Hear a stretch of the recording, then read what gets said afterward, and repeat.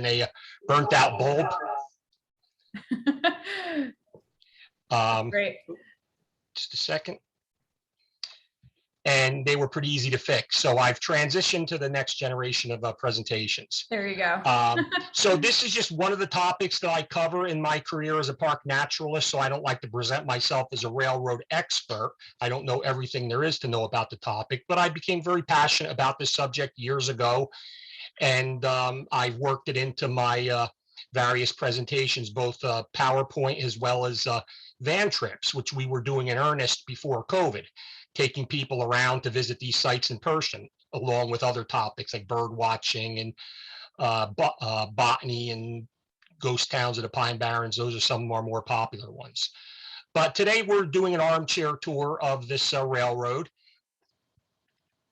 This is a map from one of my two main references, the Tuckerton Railroad by John Brinkman. And it lists or shows in the on the image the different railroads that were in Ocean County. So we have is my cursor showing on the presentation? Yes. Okay, so we have the New Jersey Southern here, which later became the Central of New Jersey. That cuts across the upper corner. And also the Pennsylvania Railroad, which went across the top, that connected with Camden and a ferry crossing from Philadelphia to the west, and to the east that crossed the Barnegat Bay and went north, landing in Seaside Park, then went north to northern New Jersey by a variety of routes and other lines. So the Tuckerton Railroad depended on these two lines for their connection with the outside world. It was the only one of the railroads in Ocean County that was in its entirety in Ocean County. So it started at Whiting, or in the map it's called Whitings here. We'll talk about that in a minute. And then the main line went down to Tuckerton. Then about a year after it started in 1871, a spur was built to the Edge Cove on Little Egg Harbor Bay. And from there, railroad-owned steamboats took passengers across the bay to initially to Bonn's, Thomas Bonn's hotel. And then later, many of the investors of the Tuckerton Railroad also invested heavily in a new resort in what's now Beachhaven. One of the investors was Charles Parry, the president of the Baldwin Locomotive Works in Philadelphia, where the Tuckerton Railroad got the majority of its locomotives. He built a hotel they're called the Parry House, later the Baldwin Hotel, named after the founder of that company. So the railroad was heavily invested in the destination for this new line. Then later on, in 1894, the Pennsylvania Railroad financed a spur through Manahawkin across the bay, and at that point, we had an all-rail route to Long Beach Island, going north to Barnegat City, which is now Barnegat Light, and south to Beachhaven. Originally, it was projected to go further south, but that never occurred. And because of that, the resort at Bonds languished and eventually was abandoned. But Long Beach Island, however, did depend on the railroad for its development. There were little fishing shacks and small communities there before the railroad, but it really took off once rail traffic came to that piece of land. So going back to Whiting, this is the Whiting Station. It was originally the spot where the Raritan and Delaware Bay Railroad came through, chartered in 1854. It wasn't until the early 1860s, or 1860 or 61, I believe, it came through this area. But then that became the New Jersey Southern, then the Central of New Jersey, and then finally in 1976, it was Conrail. By the 1950s, this was only freight going through here. Passenger service had stopped. But during the golden era of the railroads, this station serviced all three railroads, the Pennsylvania Railroad and the New Jersey Central. And then also it was where the northern terminus of the Tuckerton Railroad. And I mentioned the name Whitings. The earliest timetables for the Raritan and Delaware Bay, and then later the New Jersey Southern, listed the stop as Whiting's Mill. And that was because Nathan Whiting had a steam-powered sawmill here and sold the railroad the land to build the station. So that was listed on the railroad timetables as Whiting's Mill. Then later on, the mill was taking off, and it was just shortened to Whiting's. And you will see that on pretty much all of the railroad timetables after that point, including the Tuckerton Railroad. And when I first moved to Ocean County in the early 1980s, I still heard some people, especially old timers, refer to Whiting as Whiting's. So that name died a slow death, but you don't hear it too much anymore. But here is an example of the Tuckerton Railroad timetable from 1874, and you could see the listing of Whiting's for that stop. This was an aerial photograph from approximately 1955 of the Whiting Junction. This was about 20 years after the Tuckerton Railroad had been out of business. You could see just the dirt path where the tracks once were. The vacant turntable, the mechanism removed, is still visible. The station, of course, is still standing, but not used anymore. The Pennsylvania Railroad tracks going from Ocean Gate to Camden are still there, but they have been abandoned at this point. And the New Jersey Central tracks still in place and still being used for freight, primarily sand and gravel. This is what the Turntable Pit looks like now. When Station Road was built on top of the old abandoned Tuckerton Railroad bed, the western half of this turntable was bulldozed in, so you could see the rubble on the west side. In recent years, and I believe it may have been part of an Eagle Scout project, I'm not sure, but a sidewalk was built from Station Road, which you can see in the upper right-hand side, up to the turntable, permitting people to observe this relic of the Tuckerton Railroad without walking on either muddy grass or maybe exposing yourself to ticks, which as a naturalist, we're always concerned about. Going further south along the Tuckerton Railroad right away, parallel to Lacey Road, when you come to the village of Bamber, you'll find just on the west side of Lacey Road, a hole in the ground with some concrete and brick foundation. This is the remains of the Bamber Station. Originally, it was named on the Tuckerton Railroad timetables as Farrago Station, after the ironworks that was built by General John Lacey in the early 1800s, and who Lacey Road is named after, which was the road he built to get his iron products to Forked River and then be loaded on the ships. But that was long gone when the railroad started, but they did name the station in honor of that enterprise, but it was shortly changed to the station of Bamber. Then just a little bit south of there, where Cedar Creek crosses or goes under Lacey Road rather, just adjacent to the road, if you look in the creek, again on the western side, you'll see some pilings and some horizontal timbers. These are all the remains of the railroad trestle, which once carried the Tuckerton Railroad. Then just south of this point, and incidentally, this presentation, we're going to be mixing a scattering of historic slides, and just as in the van trip that we offer, the goal is primarily to give you a taste or a view of what is still left to see, the evidence that remains from the Tuckerton Railroad. So going a little further south, the railroad turns a little more to the east, away from Lacey Road, southeast, and goes into the Forked River Mountain Tract. This was an image that was given to me by the New Jersey Division of Parks and Forestry. Someone had taken this many years ago out in the woods, and it was an old Tuckerton Railroad passenger car that was removed from the trucks, which are the part with the wheels, and it was used as a little open-ended garage for a vehicle that was used perhaps for either charcoal making or wood gathering. Then the road, the line approaches Route 9 in Waretown, a place called Waretown Junction, then parallels Route 9 down to Barnegat, where we come to the next present remains of the Tuckerton Railroad. Here is an old postcard showing the Barnegat Station as well as the freight house off to the left. And if you look, it's a little bit faded in the image. You could see the water tower.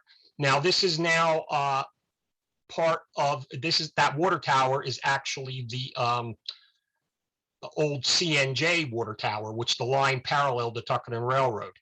And if you walk that now, which is part of the rail trail that was implemented by Ocean County Parks, you can see a display at that point and the concrete remains of the footing from that water tower. And this is a close-up of the Barnegat Station after it was abandoned in its original location. Then it was moved just a few feet to the west of where it is now on the other side of the road. And here's what it looks like now. There's been a few additions, but you could see the original architecture of this station. When I first saw it, when I moved to Ocean County, a woman lived in there by herself, and she had the whole thing printed a bright pink color, including the shutters and other woodwork, and as well as the siding. So I saw a for sale sign on it, and I always thought it'd be interesting to live in a railroad station, but I couldn't get past that pink color, even though I knew it could be changed, and it was probably a little too small. If you go a little bit south on that road that we just viewed in front of the railroad station, you'll cross East or West Bay Ave, Route 554, and on the left side of the road, there's a structure with tracks still on it. This was known as a coal trestle. And if you look at it from the end, you can see the concrete piers or bins where the coal was dumped, and then the wooden trestle on top with the rail still remaining. So hopper cars filled with coal would have been backed up the ramp onto this trestle, and hopper cars are freight cars which are loaded from the top and then unloaded from chutes in the bottom. So the coal would have been dumped into the bins, or a truck would have been backed underneath and loaded with coal. And then in a few days, the railroad would pick up the empty hoppers. So the only reason this still exists is when the Tuckerton Railroad went out of business in 1940, which was actually a successor company to the Tuckerton Railroad, the New Jersey Central made arrangements, which ended at Bay Ave, just a little bit to the north of here, made arrangements with the former Tuckerton Railroad to connect to this siding so it can continue to deliver coal to primarily the Conrad Brothers Lumber Company, which was in Barnegat up to that time. Then going a little further south, I believe it's Stafford Road, where along Route 9, where the 84 lumber is, there's a dirt road going into the woods. This is on the east side of Route 9 now. And if you walk down this road a little bit, going to the north, as I did on this snowy day, I saw something unusual. I had never seen railroad ties, although I saw other relics. I never saw railroad ties from the Tuckerton Railroad still in the ground, other than the coal trestle. And because the snow was melting in an unusual pattern here, I brushed it away and some of the leaves and pine needles, and there were the railroad ties. So the difference between the railroad ties and the soil and leaves on either side caused the snow to melt at different rates. And if it wasn't for that, I would have never known they were there. So these are the only railroad ties still in place. When a line is scrapped, typically or abandoned, the rails will be taken for either use elsewhere or for use as metal scrap. But the old ties have no value, so they were just left in place.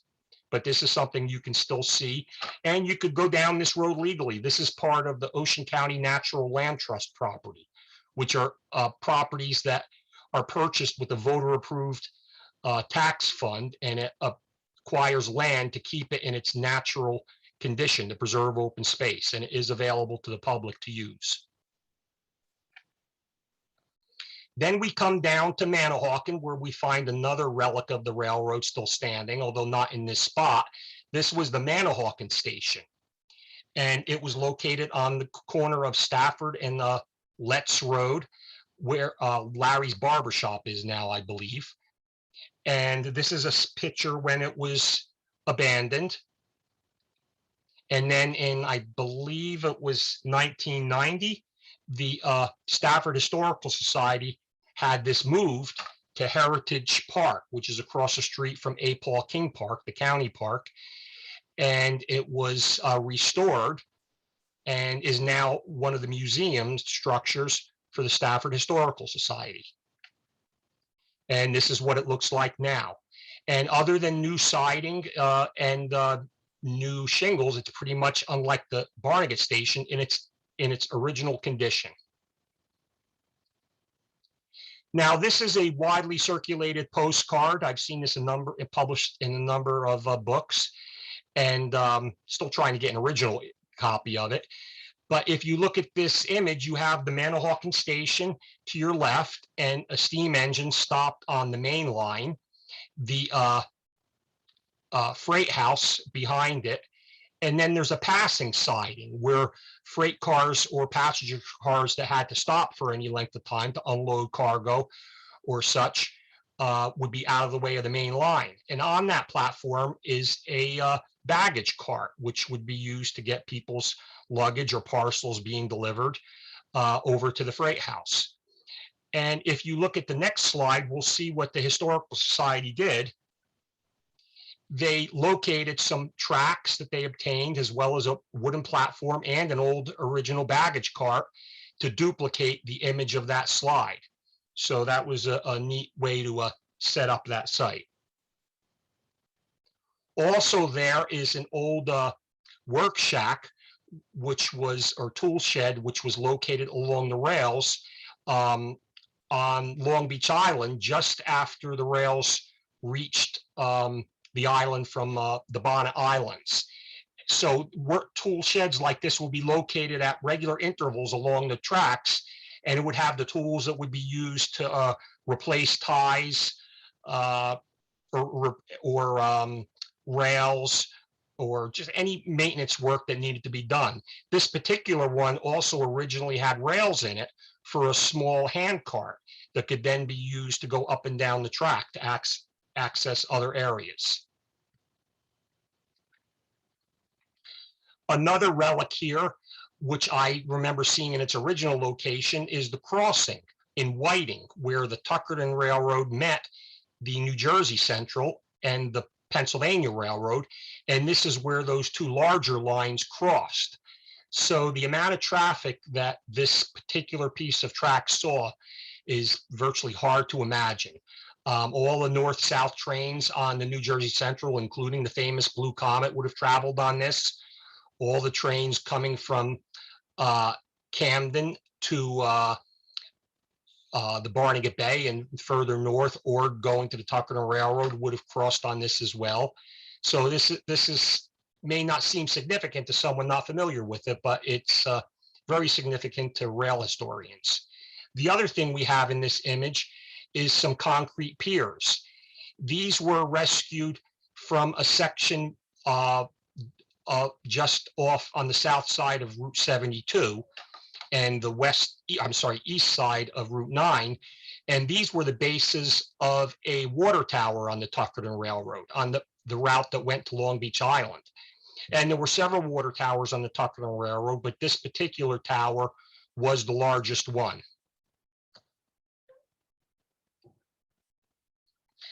Another article you might see if you visit this site is an old passenger car. It's been lettered for the Tuckerton Railroad, but this isn't actually a type of car that didn't exist till much later. They were referred to as steel heavyweight coaches, and a bit larger than what would have operated on the Tuckerton Railroad. This was obtained from Earl Naval Weapons Station, where it was used as a teaching facility on the site. And when it was no longer needed, it was donated to the Historical Society, and it was moved down here and repainted as a Tuckerton Railroad car in honor of the railroad that went through this area. Although, again, it's important to remember that where this station is, the railroad did not pass. The railroad passed or went through this area on the east side of Route 9. This park is on the west side of Route 9. Here's an old interior shot of that station, and you could see the workers there posing for the picture and the articles of mail there on the shelves. the next slide, we'll see what it looks like now. One wall has been removed, but the arched window separating the employee from the public section is still evident there. And most of the rest of the station is original as well. You can see a variety of artifacts and photographs and maps from the railroad history. And there's several other buildings in Manahawkin from the Historical Society, at least one other on that site. Now, if we go back to where the main line was on the east side of Route 9, this is where it crossed Bay Avenue. And there's still a dirt road going into the woods that was the railroad right-of-way. And you could see a convenience store here, Bay Ave Farms. This picture I took at least 10, maybe 15 years ago, but that's still there. Then if you followed that road a little to the south, it comes out to Route 72 on the west side of the Moose Lodge. And you could see a picnic table from their little picnic area. Then backing up to the other side of Route 72, the south side, but looking in that same direction, you'll see an embankment of fill going through wetlands. And this is at the start of what was called the Y. And the reason it was called the Y is it usually had a straight section and two curved sections. So this was used for two purposes. Either it was to take you someplace else off that line, like in this case to Long Beach Island, or in some cases the stub was shorter and it was used to make a K-turn, to turn the train around or just the engine around instead of having to use a turntable like we saw up in Whiting. So this Y was created in 1886 and paid for by the Pennsylvania Railroad to access Long Beach Island. So the Tuckerton Railroad operated on this stretch, but it was owned by the Pennsylvania Railroad. And here's an aerial photograph from 1930 of that same site. So you could see East Bay Ave, the railroad, and what's now Route 9. And incidentally, when this was abandoned in the early 1940s, eventually Route 72 was built over much of the former Tuckerton Railroad bed going to the bay.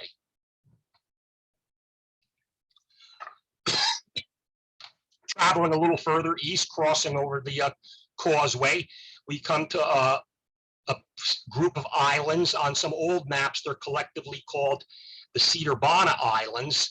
On more modern government maps, the U.S. Geological Survey maps, they divide them, has the smaller one being Bana Island and the larger one Cedar Bana Island. But some people will argue about what the actual names are, and those debates can be interesting. But in this aerial photograph, which was taken fairly recently, you could still see remains of the railroad. There's a little bit of fill here in this section of Salt Marsh and a little bit here, just leading up to the Bana Island estates. And then, of course, on Bana Island, you have Railroad Ave. So many places, the street names are a nod to the history of that area.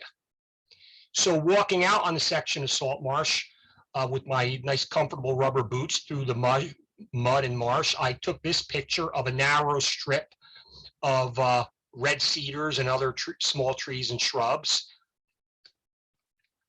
And looking up close, you could see why they're growing in the salt marsh. There is fill in that area, and that's the old fill from the railroad grade. And in some cases, that fill might be stone or gravel. In this case, much of it were cinders that were a waste product from the process of burning coal for combustion to heat the water in the steam engine. So that continually had to be gotten rid of. And the most common use was spreading along the railroad grade to fill wet spots or raise low spots. Turning around and looking to the east from that same spot, we see the Bana Island Estate, which is a popular venue for weddings and other large parties. On the other side of the thoroughfare there, you can also see the Dutchman's restaurant.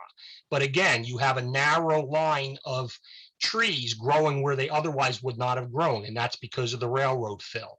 As you travel south on the Garden State Parkway into Atlantic County and Cape May County, you can see this a couple times as you look to the east, and they are segments of the old Pennsylvania Reading seashore lines where there's nothing remaining but the vegetation from a distance at least. Then once we come on to Long Beach Island, there's not a whole lot left of the railroad. One thing that's very visible, although not apparent significance to many, are these little short segments of road that are cut out from the main parts of Long Beach Boulevard. And there are several different places along that road. And it's an unusual road arrangement that doesn't seem to make sense, but that's because they were built on passing sidings where refrigerated freight cars were parked for the old pound fisheries, which the pound fisheries are a type of net that are strung from poles out in the surf. If you visit the Tuckerton seaport, you can see excellent displays in one of the buildings on the pound fisheries. So these iced box cars would be left and filled with fish, and then they would be picked up at another day or so and taken to the metropolitan markets, which, because of the railroads, were only a couple hours away. Before the railroads, the seafood that was caught in the bay and the ocean in this area didn't have as much of a market because it was difficult to get it to market while it was still fresh. It had to be put in barrels and salted, but now you could have the fishermen in this area had a ready market for their products, and it caused many more people to pursue those livelihoods. And then other items shipped from here would have been seaweed for fertilizer and gelatin, eelgrass, which was used for stuffing mattresses and furniture and also used for insulation in buildings. It was very common on the steamships of the old days to have eelgrass stuffed mattresses, which were considered disposable after a few uses. So that was just one of the products that would have been shipped from here. Then at one point, the Pennsylvania Railroad reorganized, actually several points, reorganized the lines on Long Beach Island. And it was split into two railroads, the Barnegat Railroad going north to Barnegat Light, and then the Philadelphia and Beachhaven going south to Beachhaven.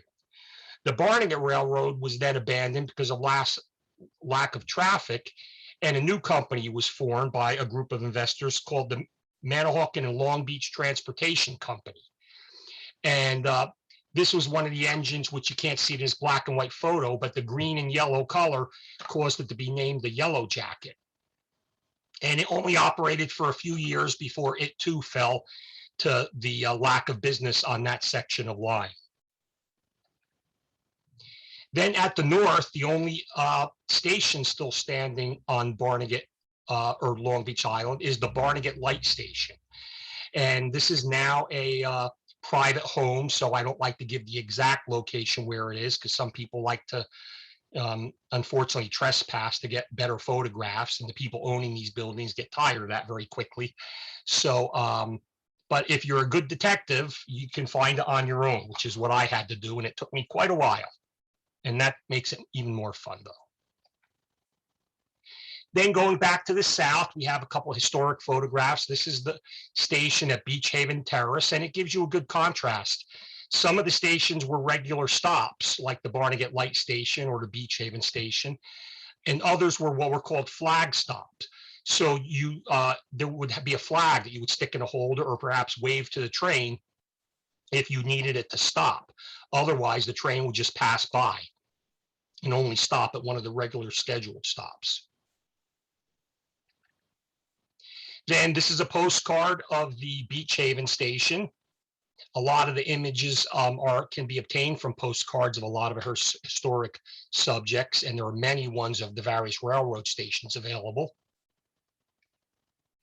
This is the station after it was abandoned, and unfortunately it was demolished, so this is no longer standing. But this was the southern extent of the railroad on Long Beach Island. And here was the only color photograph. That postcard was colorized, but this was an actual color photograph while it was still standing.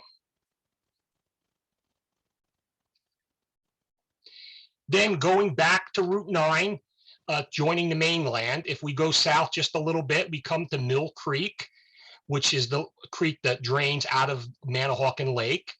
And my wife never understands why I'm excited by things like this little stick poking out of the water. But this is all that remains of the wooden railroad trestle that crossed Mill Creek.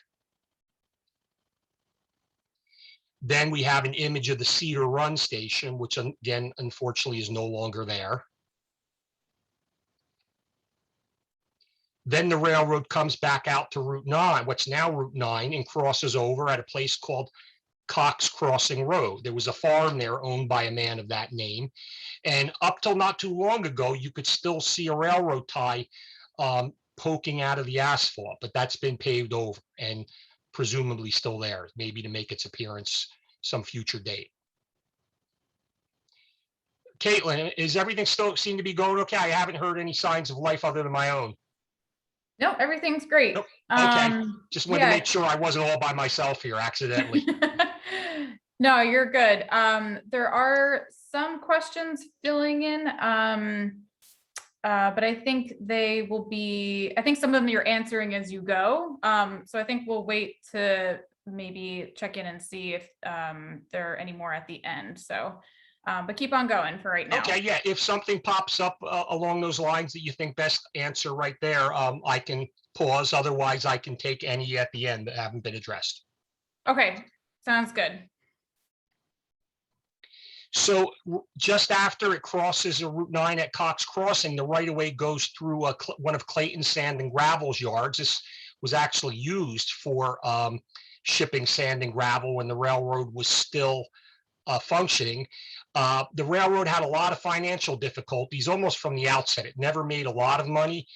And ironically, towards the end, it made quite a bit of money hauling sand and gravel and also cement that was shipped in from elsewhere to build our automobile road system, which of course was part of what was the doom of many railroad lines, the competition from cars and trucks. But money to be made could not be avoided, so the railroad did take advantage of that market. But here is where the railroad line exits the Clayton yard. And from that point south, it becomes the aptly named Railroad Ave in West Creek, and then the Parkertown section of Little Egg Harbor. And then again, ironically, that name is lost as soon as it enters Tuckerton, considering it's the Tuckerton Railroad. This is an image of a flood, I believe, in 1936, which washed out a section of the tracks in West Creek. That was a common problem with railroads, storms like we've had just recently, and all the damage in North Jersey, the unfortunate damage, were a common-ish problem with the railroads. The famous wreck of the Blue Comet in Chatsworth, just south of Chatsworth, was caused by a similar situation like this, where the heavy train went over the track and derailed because of the lack of support from the washout. Then this is the Parkertown station. Again, some of the stations were not much more than a lean-to or a shed, just meant to provide rudimentary shelter.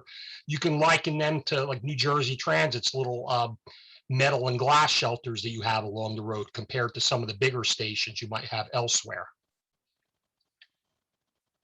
Then once you get to Tuckerton, what was Railroad Ave curves to the east towards Route 9, but the railroad would have went straight ahead, and then after a slight curve would have arrived at what's now the Greenwood Cemetery. Actually, the Greenwood Cemetery existed when the Tuckerton Railroad was established in 1871. The railroad bought 3 acres of land from the cemetery for its terminal facilities, passenger station, freight house,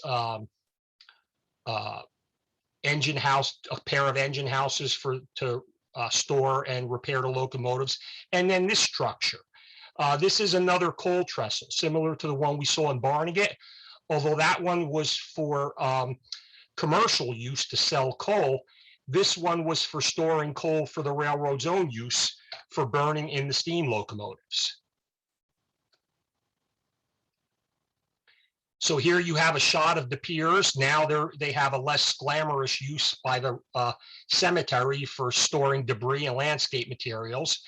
But you could see each pier is a little bit taller than the next one. And the ones that have been removed in what would have been the foreground by the gate came down even lower. So the hopper cars could be backed up onto here and then dumped coal in for the railroad's use.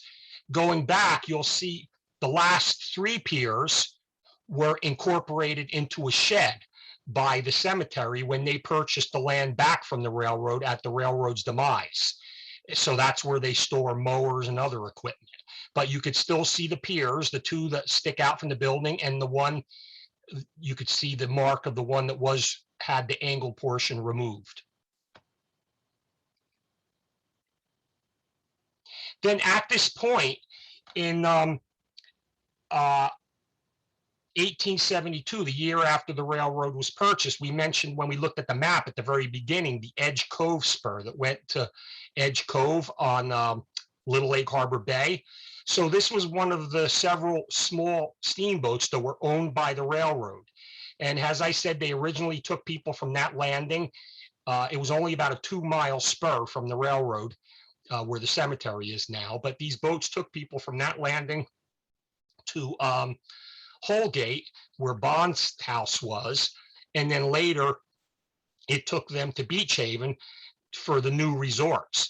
There were also horse and mule drawn tramways or rail lines to take people from the railroad station or the landing to the hotels.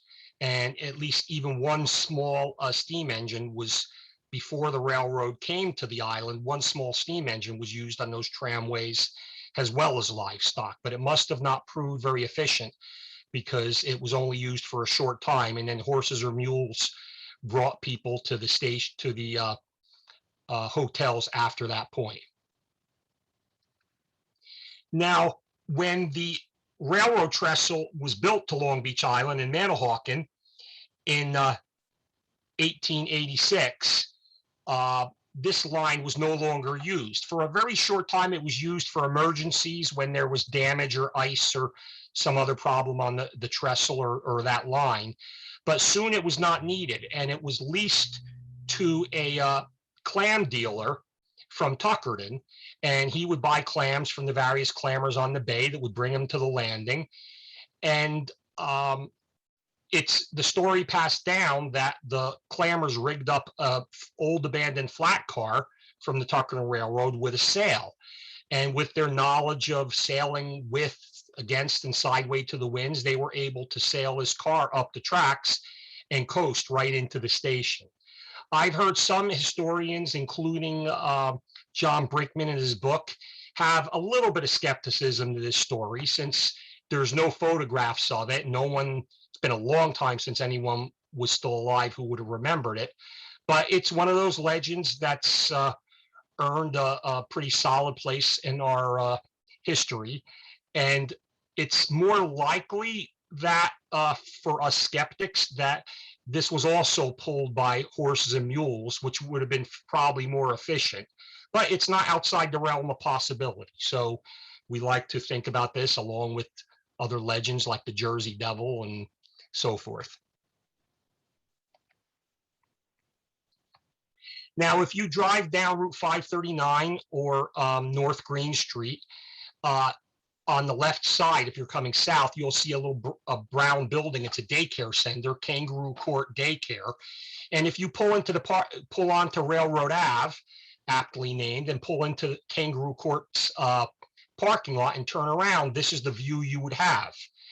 Today, it's a building that's now somewhat abandoned, but when I took this picture, they were manufacturing cement lawn statues and bird baths, things like that. But if you look just to the left of the building, it's hard to see in this image, a little better in the winter or after the leaves have fallen, but there's a dirt road that goes into the woods. This was the right of way of the railroad, and the Tuckerton Railroad ended right at this spot. So this is an old postcard taken from pretty much the same spot I took that prior picture, but looking towards that location.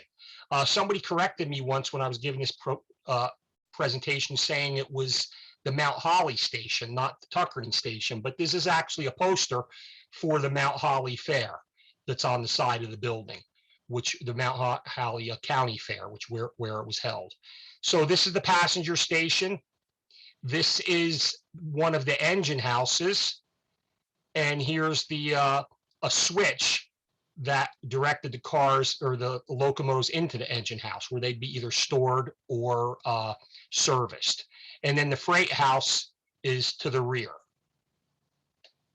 There was also a siding here for Newberry Lumber Company, which later became Tuckerton Lumber, which still exists. So that was served by the railroad back in the day. And in 1935, it was decided that the Tuckerton Railroad was just not making enough traffic. There was a little bit of pickup in business right after World War I, but then the automobiles started to compete too effectively for passengers going to Long Beach Island. In 1914, the Auto Bridge was built, the current causeway, so that brought people to the island, as well as the competition for the roads along the main line. And of course, trucks were being used for hauling materials. So the Tuckerton Railroad was in dire straits, and it was pretty much bankrupt, and it was purchased at auction by a company called the H.E. Salzburg Company, which was a salvage company in New York. And it purchased the railroad with the intent of either operating at a profit or scrapping what it could. So after a few years of functioning from 1936 to 1940 under the name Southern Railroad of New Jersey, that ended up ceasing operation. And in 1940, all service on the railroad ended. The Long Beach Island section had ended in 1935 due to a nor'easter wiping out over 4,000 feet of the trestle. So already at that point, only the main line was still in operation. So in late 1940s, salvage started to occur. You can see the ties in front of the station here, missing their steel rails. They had just been taken up. And here's another picture from the north side of the station, looking at the engine house and the passenger station. And again, you see the ties and can just see the imprint where the rails were. And this grass had been growing up through the abandoned ties and rails at that point. So the last shipment on the Tuckerton Railroad by rail was in January of 1941 of scrap metal. And after that, the railroad was no more. Here's a few shots taken long after abandonment of structures that were left. This is in Tuckerton. It's now in the woods now. There's nothing really left of this. This is the water tower or water tank for the steam engines. This is the freight house, which if you were standing where that coal trestle was in the cemetery and looking at the corner on the other side of the fence, at the corner of the cemetery property, you would see the remnants of this just inside the tree line. And this is what it looks like. It was last rebuilt with creosote timbers and pilings going into the ground, so it's lasted quite a long time. I took this picture about 15 years ago. I would imagine, I haven't been back there in a while, I imagine it's deteriorated a little bit more since then. And where the engine house was, there's even less left. There's some creosoted foundation boards or sill boards. And also some of the foundation was brick and Jersey sandstone, which is a typical foundation material throughout Ocean County, including Tuckerton.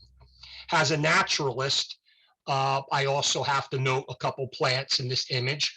One of them is this one deciduous plant still having its leaves. When I was in the Boy Scouts, the poem I learned was leaflets 3, let it be, berries white, poisonous sight. So this is our friend poison ivy, not so friendly. And then there's a pretty little fern growing out of the stone. This is ebony spleenwort. And ebony spleenwort is a native plant to the Pine Barrens, but unlike the majority of Pine Barrens plants, it prefers a more basic than acidic soil. So the lime in the mortar of old foundations and chimneys and such will often encourage this plant to grow. Sometimes it's not even growing from the rocks, it's growing in a line or even an angled line or square where the foundation once was, because the impact of that mortar or lime on the soil can last centuries. So this, for archaeologists, this is a clue to past human impact. Then on the south side of Railroad Ave, on the property of Kangaroo Court, if you're driving down Green Street and driving south and look to your left just as you pass the building, the daycare center, you'll see a tan colored wall with handprints, which, associated with the kids there. And if you look on the other side of that, you will see piers of various heights. And this is another coal trestle. And like the one in Barnegat, this was a coal trestle for commercial use. Where Kangaroo Court is now, it was once a hardware and a coal dealer. So this was used, a private spur went across the road and serviced this commercial facility. And this is another, the southernmost actual structure on what was the Tuckerton Railroad. And that brings us to the end. I just want to thank some of these organizations and individuals that were my source of images and information. If you want to learn more about this, the book by John Brinkman, The Tuckerton Railroad, it's been out of print for a long time, but you can find it in many of our local libraries. And if you want to pay a lot of money, you can find it sometimes on eBay or Amazon or other sources of used books. Another book I highly recommend on South Jersey Railroad history is The Trail of the Blue Comet, published by the National Railroad, the West Jersey chapter of the National Railroad Historical Society. And it's another one that's been out of print for a while, but you can find it on the used market from time to time. It's a very large book, and it's probably the single best source of information on South Jersey Railroad history.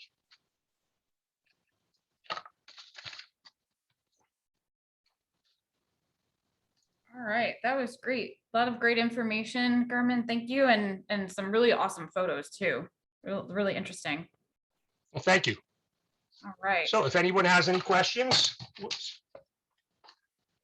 Yeah, if you have any questions, you can either pop them in the chat, we can read them off, or feel free to take yourself off mute as well and ask your questions that way if you'd like. Caitlin? Yes. Hi, it's Kathleen Spade. Kathleen. German, thank you very much. This was a great presentation. I love railroads, any kind of railroads. And I was typing all these questions to poor Caitlin. I think you answered most of them, but I'm still a little curious as to, this was a passenger, most of the time it was a passenger service, but it sounds like there was freight all near a lot of the line. That was it either using that line, were they sharing the same line, or were they the freight line and the passenger trains right next to each other? Yeah, it would have been the same railroad, doing both passenger and freight. It wasn't until the failure of the major Northeast railroads in the late 20th century when you had lines separated. So Conrail was created by the government in 1976 for freight traffic, and then Amtrak for interstate passenger, and then the individual like New Jersey Transit, Patco, things like that for passenger. But up to that time, most railroads, they would have done both, and it would have been on the same line. Well, I think that's interesting because I'm from New England and they always had separate lines because the tracks would be different sized. So it's interesting that they were smart when they were building this railroad, that they thought about the fact that, you know what, keeping it the same size. So that the other question I asked Caitlin was, I know you showed us a picture of a reproduction of a railroad car, but you said that wasn't used on that line. I just wondered how large the passenger cars would have been, and like how many people would they have held, and were they day trippers or were they people? It sounded like they were going to the different, buildings and the lodges and stuff. Like for instance, out here where I live in Summers Point in Ocean City, we'd have shoeboxers. That's where they came from. They were day trippers. What about the people that took these passenger services? Were they staying for long weekends? Were they staying for weeks? Because it sounded like they had bags and everything in baggage cars. Yeah, again, it was pretty much both. One of the advantages of the railroad is people could get from Philadelphia to Long Beach Island, which for the Tuckerton Railroad was the destination, in just a couple hours. So they could have a day trip. But many people, just like today, they would take vacations and they might be there for longer periods of time. So as I mentioned in the presentation, the railroad investors herself, they created a separate company just to develop Beachhaven. And then other investors developed other parts of the line after the railroad came to the island. So people could stay for more than one day. So it was a mixture of both. A lot of the fishermen would come for the day and they would bring their catch back with them that day. But other people would stay for longer. The question as far as the size of the trains, they were all what was considered standard size. In the dawn of railroading in this country, you had up to a dozen different gauges, which is the width of the tracks. Yeah. Eventually they settled on a standard gauge, which is what these were. But you still had industrial lines that would be narrow gauge, especially mining and logging railroads that would be a narrower gauge. And those would be the ones that would be just some type of freight or moving of materials, not people. Okay, that's beautiful. Thank you very much. I'm kind of familiar with it. I also have a husband who collects antique railroad cars, so you understand, I kind of understand the gauge. Just one more question, I promise, because I could ask you a lot, because this is great, Caitlin. Thank you. Just give me an idea of what the passenger fare would have been. Have you ever seen any passenger fare tables and saw how much it would have cost for them, to take the passenger line? I'm just curious. Yes, the exact fare, I don't have at the top of my mind, but in John Brinkman's book, he goes into that in great detail. I do know the primary fare from Tuckerton to Whiting was, I believe, just under $2. And it stayed that for the entire duration of the Tuckerton Railroad's existence. But then there were other fares depending on where you wanted. If you went from Manahawkin to Beachhaven or so forth, or from Beachhaven to Barnegat Light, that might be less. But the main fare for the main line from one end to the other had not changed from the beginning to the end, and it was just around $2. Thank you very much. I really appreciate this. I do. This is a great lunch and learn. Thanks, Caitlin. Yeah, no problem, Kathleen. Thanks for your questions. Is there any other questions for German today? We also have a document we wanted to share with you. And Paul, did you want to talk about the Off the Beaten Path document? I can share it if you'd like, but I'll see if there's any questions first before we get to that.